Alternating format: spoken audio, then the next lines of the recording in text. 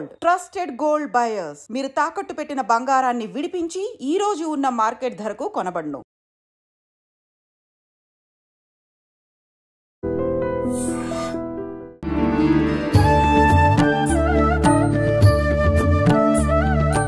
నమస్కారం, welcome to I dream. ధర్మ మార్గం విత్ విజిత కార్యక్రమానికి స్వాగతం. ప్రస్తుతం మనతో పాటు ఉన్నారు ప్రముఖ జ్యోతిష వాస్తు పండితులు అన్నవరపు తిరుపతి మూర్తి అవధాని గారు. ఇప్పుడు వారితో మాట్లాడి మరిన్ని విషయాలు తెలుసుకుందాం.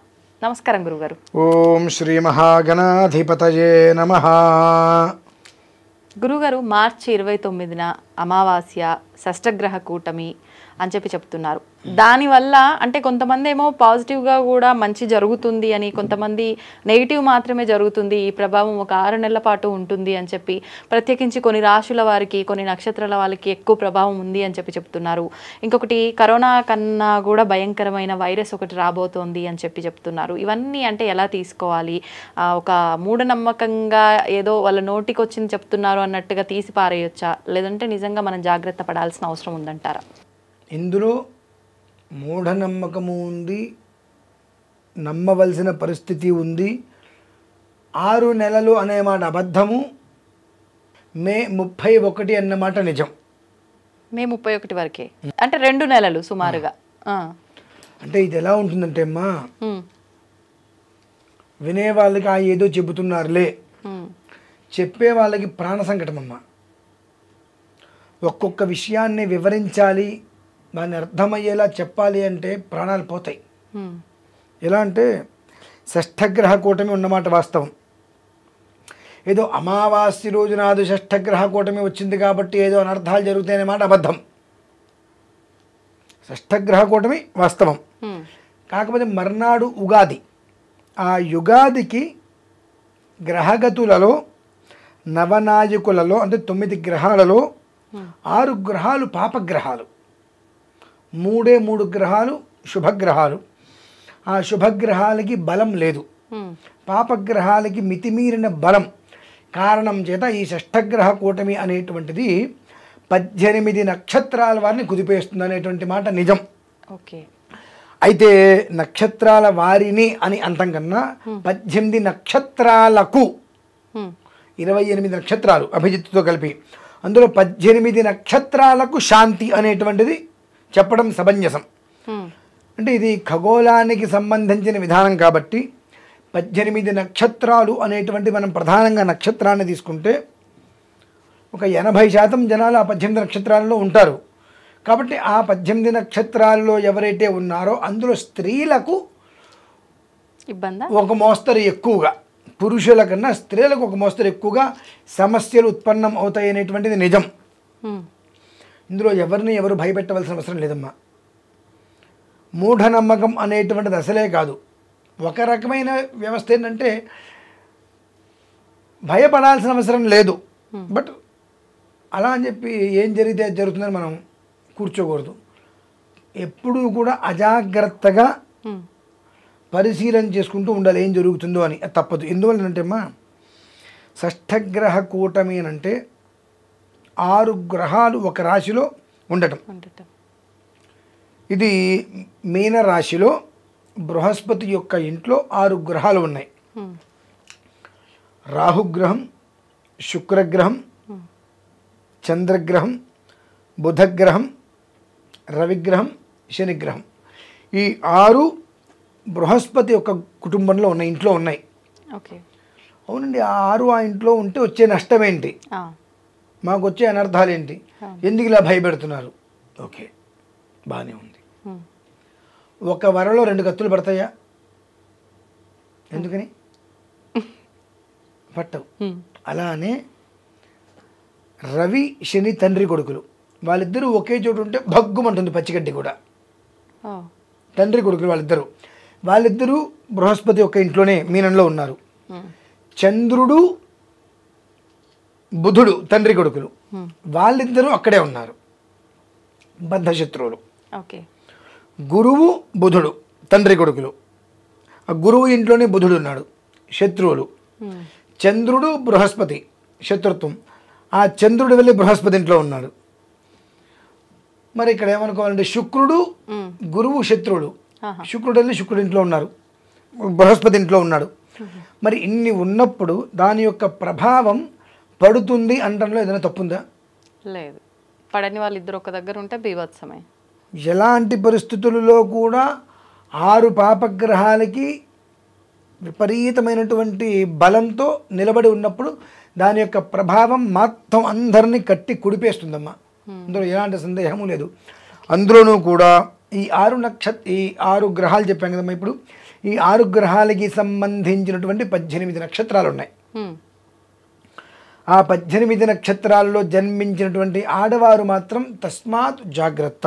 అంటే ఎటువంటి విషయాల్లో జాగ్రత్త తీసుకోవాలి? ఇది అది అని కదమ్మా. మే 31 వరకు ప్రతి విషయమునందు ఆచితూచి వ్యవహరించడం చాలా మంచిది. ఎందువల్లనంటే అంతా మనం అనుకున్నట్టే జరుగుతుంది అనుకుంటాం, తెల్లవారేటప్పటికి ఒక్కసారిగా మొత్తం రివర్స్. అందులో భరణి, బుబ్బ, పూర్వాషాఢ, రోహిణి, హస్త, శ్రవణం, ఆశ్లేష, జ్యేష్ఠ, రేవతి ఈ 9 నక్షత్రాల వారు బహు ప్రమాదాన్ని గత నెల 15 రోజులుగా అనుభవిస్తున్నారు. 24 రోజులుగా చాలా ఎక్కువైంది. ఏ స్టేజీలో ఉన్నారంటే ఎవరికి కనిపిస్తే ఏమంటారో తెలియక తప్పించుకొని తిరిగేటువంటి పరిస్థితి. దొంగల కన్నా హీనంగా, దొంగతనం చేస్తే దొరకకూడదని తెప్పించుకుని తిరుగుతారు కదా, అటువంటి స్థితి. ఏ తప్పు చేయకపోయినప్పటికీ కూడా ఉపకారం చేయాలని ముందుకెళ్ళినా, సహకారం చేద్దామని ముందుకెళ్ళినా వాళ్ళకు వచ్చేటువంటి అపనిందలు ఆ రకంగా ఉండి దాక్కుని ఉండేటువంటి స్థితి వాళ్ళకి ఏర్పడింది. గర్భవతులు మాత్రం చాలా జాగ్రత్తగా ఉండాలి. ఈ నక్షత్రాలకు సంబంధించిన వాళ్ళు ఎవరైనా ఒకవేళ ఆడవాళ్ళు ఎవరైనా గర్భం దాల్చి ఉన్నారు అంటే చాలా జాగ్రత్తగా ఉండాలి. ఈ రకమైతే మంచిది, ఈ రకమైతే చెడు అంటానికి వీల్లేదమ్మా. అన్ని పాపగ్రహాలు అవ్వడం, దానికి బలాన్ని చేకూర్చడం, దాంట్లో బృహస్పతి యొక్క గృహంలో 6 గ్రహాలు ఉండటం, ఇవన్నీ కూడా ప్రతి ఒక్క జీవికి, మనిషికి మానసికమైనటువంటి అశాంతి, ఒక రకమైనటువంటి మనోదౌర్బల్యం, భయం. ఏం మాట్లాడితే ఏమవుతుంది, స్వతహాగా నేనే ఉన్నాను అనుకుందాం, ఏంటిడా అనే మనస్తత్వం కలిగిన వ్యక్తి కూడా ఏమో ఎందుకు వచ్చిన తలనొప్పి, మనం తగ్గుంటే బాగుంటుంది కదా అనేటువంటి స్థితి. నిజంగా తగ్గారంటే నాటకమే తగ్గి ఉండటం అనేటువంటిది. కానీ ఆ అలలో వచ్చినప్పుడు తల ఎత్తితే మనల్ని కొట్టుకుపోతుంది, తల దించితే మనం సేఫ్గా ఉంటాం. అటువంటి పరిస్థితుల్లో కాస్తైనా సరే తగ్గి ఉండవలసిన పరిస్థితి వస్తుంది.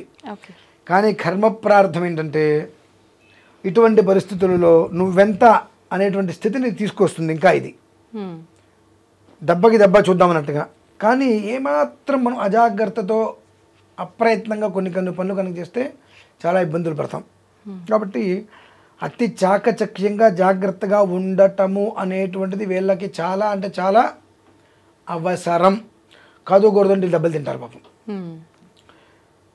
ఈ 18 నక్షత్రాలు ఆరుద్ర, స్వాతి, శతభిషం, భరణి, పుబ్బ, పూర్వాషాఢ, రోహిణి, హస్త, శ్రవణం, ఆశ్లేష, జ్యేష్ఠ, రేవతి, కృత్తిక, ఉత్తరాషాఢ, పుష్యమి, అనురాధ, ఉత్తరభద్ర.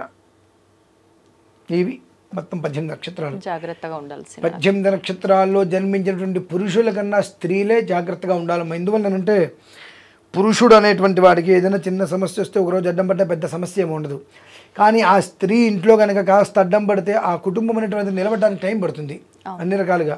కాబట్టి వాళ్ళు వెనక ముందు ఆలోచించుకుంటూ అన్ని రకాలుగా జాగ్రత్తలు పాటిస్తే కుటుంబం అనేటువంటిది మే 31 వరకు బ్యాలెన్స్డ్గా మాత్రం అవ్వటం కష్టం.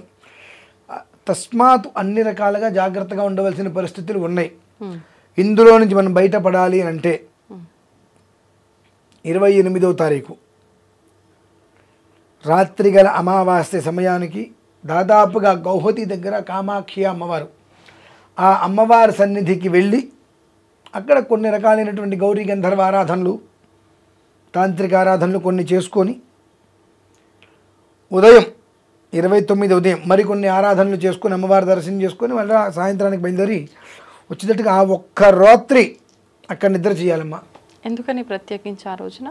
ఎందువలన చెయ్యాలి అని అంటే ఎటు నుంచి ఎటు చూసినా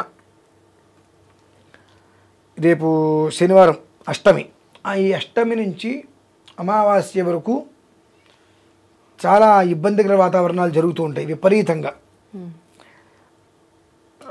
చెడు ప్రయోగాలు చేసేవాళ్ళు చేస్తూనే ఉంటూ ఉంటారు. 4 రోడ్ల కూడలీలు ఇవన్నీ పడేయటం, ఈ తొలిశుద్ధులకి దాటుతూ ఆ ఒక్క దోషాలన్నీ కూడా వీళ్ళు మెంటల్గా టార్చర్ పడేటువంటి పరిస్థితులు ఉంటాయి. ఆ ఒక్క రాత్రి అక్కడ నిద్ర చేయగలిగితే వారి యొక్క జీవితంలో బహుశా దాదాపుగా నాకు ఈ రకమైనటువంటి సమస్యతో ఇవాళ నేను చాలా బాధపడ్డానని చెప్పుకునే రోజులు ఉండవమ్మా. అంతగా ఇప్పటి వరకు జన్మించిన దగ్గర నుంచి ఇవాళ వరకు ఉన్నటువంటి దోషాలు ఏమైనా ఉంటే కంప్లీట్గా తొలగిపోతాయి. అంతటి విశేషమైనటువంటి శక్తిపీఠం అది. కనుక ప్రతి ఒక్కరూ కూడా ఆ కామాఖ్య అమ్మవారి ఆలయంలో నిద్ర చేసి అర్చన చేసుకోవాలి. మేము అనగా భారతీయ శంకరపీఠం నుండి 28 బయలుదేరి వెళ్తున్నామమ్మ. వెళ్ళి 28 రాత్రి అక్కడ మంత్రారాధన, వేరే వాళ్ళ ద్వారా తంత్రారాధన 2 చేసి కొంత బలిహరణ విధానం ఉంటుందమ్మా, బలి పూజ అని. ఆ బలిహరణ విధానాన్ని పూర్తి చేసుకొని మళ్ళీ 29 సాయంత్రం బయలుదేరి 29 రాత్రికి ఇక్కడికి రావడం జరుగుతుంది. సర్వ మానవాళి ఖచ్చితంగా, ఎందుకంటే ఇది మనం చేసేటువంటిది కేవలము కూడా షష్ఠగ్రహ కూటమి కారణరీత్యా 18 నక్షత్రాలకు సమస్య ఉంది కనుక ఆ 18 నక్షత్రాలకు శాంతి చేసే విధానంలో మేము అక్కడికి వెళ్తున్నాం. అదే 18 నక్షత్రాలు ఎంతోమందికి ఆపాదించి ఉంటాయి కాబట్టి ఆ ప్రభావం అనేటువంటిది వారందరూ కూడా పడేటువంటి స్థితి చాలా ఘనంగా గట్టిగా కనిపిస్తుంది. కాబట్టి వారందరూ అందులోంచి పూర్తిగా బయటపడాలి అనుకున్నప్పుడు అక్కడికి ప్రత్యక్షంగా మాతో బయలుదేరి రావటమా, పరోక్షంగా ఆ ఒక్క క్రతువు చేయించుకోవటమా చేసుకోగలిగితే, ఆ బలి పూజ బలిహరణ అనేటువంటిది చేసుకోగలిగితే అందులోంచి ప్రశాంతంగా బయటపడి అమ్మయ్య అని 45% బయటపడతారమ్మా. అంతకుమించి ఎక్కువ పడరు. ఊహించుకోదు 65%, 75%, 80% వద్దు, అది అబద్ధమైన మాట.